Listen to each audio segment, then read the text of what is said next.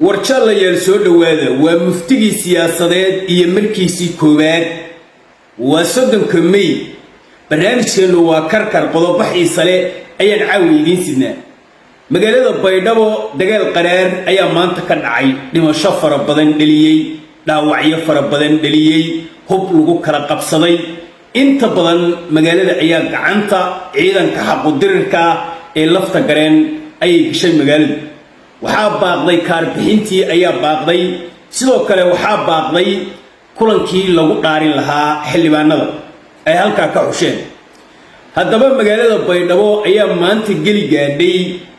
oo gacanta ciidankii Xasan Sheekh iyo nidaamkii afbalaar iyo salbalaar ay u baxsheen gacantooda ka bixi dhimashada marka dhinacyadu way wada faanayaan baabuur suuga oo lafta gareen lahaa waa la qabsaday wayna soo bandhigeen sidoo kale ciidamada dawladda ayagana baabuur badan ayaa laga gubay mana sheegin dhimasho fara badan ayaa dhacday waxaan rabaa inaan sidoo kale la hadlo sargaal hogaaminayay ciidankan hogaaminayay nimankii harin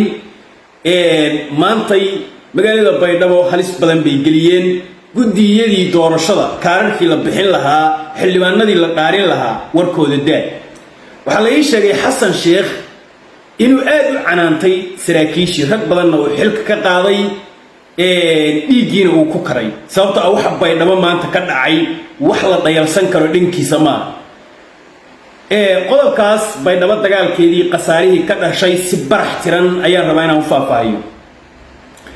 dhinaca kale Allah u naxariisto gobolka Galgaduud iyo Galmudug qiyaamihii ayaa moodaa inuu ka soo ifbaxay ninka aad sawirkiisa u jeedaan waa caalin waxa la yiraahdaa cadda la yiraahdaa aadan cadda la yiraahdaa waa nin caalin ah waa 95 jir weey da'du ay ka muuqato xaaladiisu ay aad u liidato ilaahay iyo cibaadadiisa uu gurigiisa isaga cibaadeysan jiray koox maleeshiyaada ayaa weerartay oo waliba dishay si foolxun u dishay ninka aad arkaysaan 95 jirka ah caalimka ah ee diinta ku hubaysan waxa loo dilay aan qabin indhaha wax kama arko kuwii dilayay orod kama carari karo oo caga ooga carara male aragtidooda ma sixi karo oo indha ma lahayn nimankaas rag fara badan oo baabuur cabdi bila wata ayaa aana u dilay arintaasna inaan ka hadlaan rabaa laakiin Allah u naxariisto aadan cadde waa u tacsiinina jalayaal soo dhawaada waxaan idin ka codsanaynaa muuqaalkan inaad noo like garaysaan share garaysaan aragtidiina waa muhiim Baydhabo wax weyn baa maanta ka dhacay maanta waxaa loo ballansanaa in xildhibaanada la dhaariyo in kaararka la siiyo in la doorto gudoomiyayaashii baarlamaanka ciidanka xaquudirirka koonfur galbeed ee daraawiishta ee geesiyaasha ee dul degan magaalada Baydhabo ayaa ka war helay xogta waxay magaalada ku jiheeyeen weerar afar geesle ah ay magaalada Baydhabo ku qaadeen aroortii hore oo saaka weerarkaas waxa uu suurta gashay ciidankii lafta gareen inay magaalada gudaheeda ay galaan in ay tagaan afar irdoodkii waa garanaysaa ee Baydhabo in ay tagaan oo ay ka dagaalamaan ayaa u suurta gashay qasaaro fara badan ayaa halka ka dhashay dhaawacyo fara badan iyo dhimasho fara badan waa ka dhalatay dagaalka xooggiisu wuxuu ka dhacay duleedka magaalada halkaas inta aysan ciidanka lafta gareen magaalada gelin waxay gubeen baabuur kaar ah ande baabuurtan beebayaasha oo qoladan xamar ka timid ay wadatay ayay gubeen sidoo kale waxay gacanta ku dhigeen gaarisa kaawa ayay gacanta ku dhigeen oo ay jiiteen inta markii ay dhacday rag badanna waa laayeen oo raggii dhifaysyada iyo difaacyada ku jiray oo dhan waa soo jiireen gudaha magaalada la isla galay xaaladdu waa adkaata waxay tagtay in qolada dawladda ay adeegsadaan hub waaweyn sidoo kale inay adeegsadaan ciidamadii Mareykanka uu tababari jiray ee dalka waxa la wixii ciidan joogay meesha ayaa la adeegsaday xaaladdu waa kululaata dagaalkii xilli dambu gaar duhuradii baa la isla gaaray doorashooyinkii iyo qorshayaashii iyo wax allaale waxay wadeen waa istaageen xasan arrintaa markuu maqlay in dagaal socdo nimankii ay gudaha magaalada soo galeen waagaa ku baryey waxaa la ii sheegay inuu istaagga ka dhacay naxdin darteed sababtoo ah baydhabaa la isku haystaa fiiri ninkan nin baydhabo ku guulaystay kalsooni qabay galmudug geedi u ahaa inuu burburiyo rabay haddii mar kale koonfur galbeed lagaga adkaado oo nimankaan racan weyn ay kufsadaan nimankaan habar gidiir oo galmudug joogana waxay leeyihiin war nin ay nimankii digil iyo mirifla iska soo buriyeen annaga yuusan naga adkaan arrin aan qaadan karno maaha bay leeyihiin soomaaliduna waa iska faanjeceshahay haddii la yidhaahdo hebel baa iska dhiciya ma adigu iska dhicis hadduu tabar waayo waa ku qaniinaya oo wallaahi marka xasan shidaalka keliya uu ku socday waxay ahayd xagga waa sidii jubbaland kusoo jabay mog qolo walba waxay lahayn sidii axmed kuu cayshaan kuu cayrinaynaa wari awsheesi laakiin maxaa ka dambeeyey sidii aan lafta gareen u cayshaan idiin cayrinayaanu hadda leeyi haddii marka lafta gareen uu soo rogaal celiyo magaaladii baydhabo uu qabsado xaaladdu ay adkaato nimankii digil iyo mirifla ay israacaan xasan munaafiqadiisa ay fahmaan xasan waa jabaya waxay noqonaysaa in madaxtooyada la isugu soo galo oo la dhaho duqu waa jilicsan yihi marka markii loo sheegay in baydhabo laga faramaroojin rabo ciidankii danan buu la hadlo maraykanku codsaday adugu diyaaradana waa la kacshay si fiicanna ciidankaasaa u dagaalamay adigu qoladii lafta gareenna dib bay magaalada isaga baxeen waxaan arkayay baabuur suugah oo lafta gareen lahaa oo meel goda ku dhacay oo ciidamadaanna ay meeshii kala bixi waayeen oo ay isaga tageen in maantoo dhan ay ku faarayeen oo ay soo bandhigayeen laakiin waxaan jeclaan lahaa inaad runta sheegtaan ood soo bandhigtaan baabuurkii laydinka gubay adinka iyo kii laydinka furtay nimankaas baabuurna waa gubeen baabuur qaali ahna waa furteen nimankaas lafta gareen lama sheegin baabuur yaroo suuga oo laga furto weliba suugbadeed ah bay ku faanayeen maantuna markaas waa suugbadeed bay ku faanayeen waxaan rabaa nin la yidhaahdo doodishe codkiisaan idiin shidayaa waa harin lafta gareen bay isxigaan wiilasha wuxuu ku faanayaa wiilal ilmaadiradiisa oo beeshiisa ka jooga ka soo jeedo oo la laayay dhiiggoodu ku faanaya horta nin dagaalamayo doodishow nin dirirayo dhimasho iyo nololba wuu ku talagalaa dagaalku dhimashada waa leeyahay nololna waa leeyahay in lagaa guulaystana waa leedahay inaad guul daraysatidna waa leeyahay waa xeerka dagaalkay ka mid ah nin duulaan soo qaadayna inuu dhintana waa ku talagalay inuu guulaysto waa ku talagalay in laga guulaysto waa ku talagalay waxaa nasiib darra nin ka soo jeeda beesha hariin inuu maanta ku faanayo dhiiggii wiilashii hariin ee baydhabo maanta lagu laayay inuu ku faanayo asagoo qarinayo wiilashii xasan sheekh lahaybta ahaa ee magaalada baydhabo maanta lagu laayay inuu meydadkoodii qarinayo meydadkii walaalihiisna inuu ku faanayo uu leeyahay isagoo jidbaysan oo aad moodin inuu guulaystay oo yuhuud jabiyey ayaan arkay in adeer marka doodishow xasan iyo meeshaan waxaa ku dagaalamaya lafta gareen baana ku xiga sharciyad maanta xasan loogu taageero oo dakana loogu galana wallaahi musalahay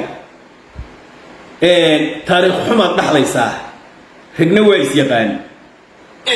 ay soo qaldeen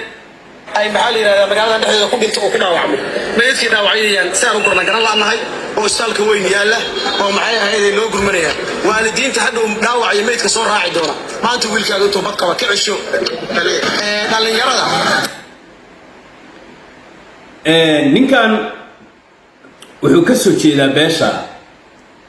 hariin buu ka soo jeedaa wuxuu ku faanayaa oo uu leeyahay wiilashii dagaalka ku dhintay waxaa marka nasiib darra nin walaalihiis dhiiggoodii magaalada daadsan yahay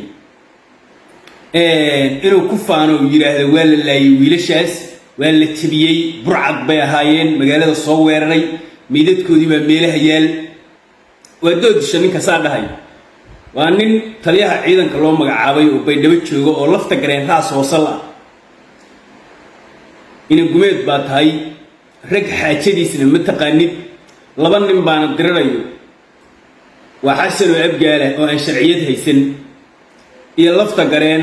oo in adeerka oo raxan weyn iyo raasba kula baa labada ciidan kale hogaaminay marka maanta in ciidankaaga iyo wiilashaadii xataa afka aad ka qurxin weyn oo aad ku faraxsan tahay inta media la soo istaagtay magaaladan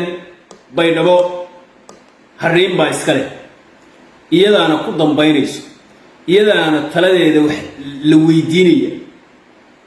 ama harriin ha ahaato ama liisaan ha ahaato ama hadama ha ahaato ilaahay hadduu kuu sama ogol yahay abkay raxan weyn oo dhan abkay digil iyo mirifle oo dhan ayaa baydhabo taladeedu ay u taallaa tala abgaal maaha baydhabo tala xasan leeyahay baydhabo kuma dhisnaanayso nabadeedana kuma ahaanayso colaad hadday gelaysana taladeeda intaasaa la weydiinaya abgaal la weydiin maayo xasan sheekhna la weydiin maayo adoo caada qaataa iyo kuwa kula shaqaynayana la weydiin maayo taas inaad ku seexatid baan rabaa dhimashada marka qoladan dowladda ah baydhabo maanta waxaa uga dhintay ilaa 20 nin baa looga dilay sidoo kale 2 baabuur midna waa laga gubay mid sakaawo ahna waa laga qabsaday qoladan lafta gareenna 4 nin baa uga dhimatay sidoo kale waxaa looga dilay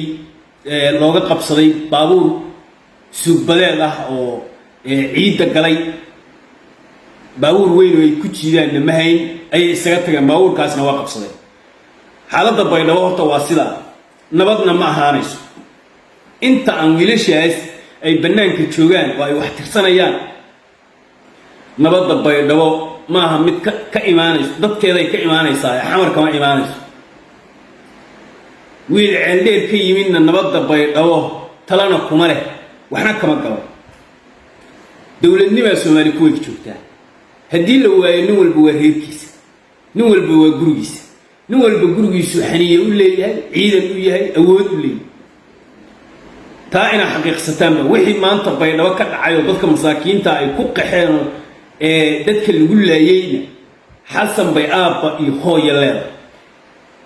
shalana waa arkaynay ciidanka mooryaanta meesha la geeyay ay dadkii masaakiinta ay hilbaha ka boobayaan oo dadka ay dhacayaan wiilashan dadkaas ay mas'uul ka yihiin har iyo habeenna baydhabo waa weerarayaan aakhirkana gacantooda ku dambaynaysaa taa halka iga Allah u naxariisteen in la yiraahdo oday ah oo la yiraahdo aadan cadde oo 55 sano jir ah caalim ah ku indhabeelay ilaahay cibaadadiisa ayaa lagu dilay duleedka magaalada Xeraale ninka odaga ah waxa loo dilay ana loo dilay sawirkiisa hadda aragtid oo sawiradiisa aragtid ma aaminaysid in aana loo dilay haddii maanta Soomaali ay yuhuud soo weerin lahayd waayeelka waa ixtiraami lahay adigu dad Soomaaliyeed oo isaga yaqaan iska daay ninkaas odaga waa oday waayeela waa awoowa oo caruurtiisii ay awoowe yihiin adigu iska daa asagu wuxuu dhalay waxaa dilay niman maleeshiyaal oo ka soo duulay deegaanka Xeraale asaguna wuxuu ka soo jeedaa beesha uur midig ma reexaan nimanka la yiraahdo ka soo jeedaa Allah u naxariisto nimankii ninkaas dilay cuquba ku dhacayso waxaan caado u ahayn dadka Soomaaliyeed oo aan gobonimo ahayn waa sameeyeen ninkaas awalba waa socday min daaw ahaa waqtigiisii iyo awoodiisii xataa awood uu kaga cararo col ku soo socdo ma lahayn indha uu ku arko kuwii dilayna ma lahayn nin ilaahay cibaadadiisa u go'ay meel iska jooga malagiisii sugayay iska cibaadaysanayo ayuu ahaa Allah u naxariisto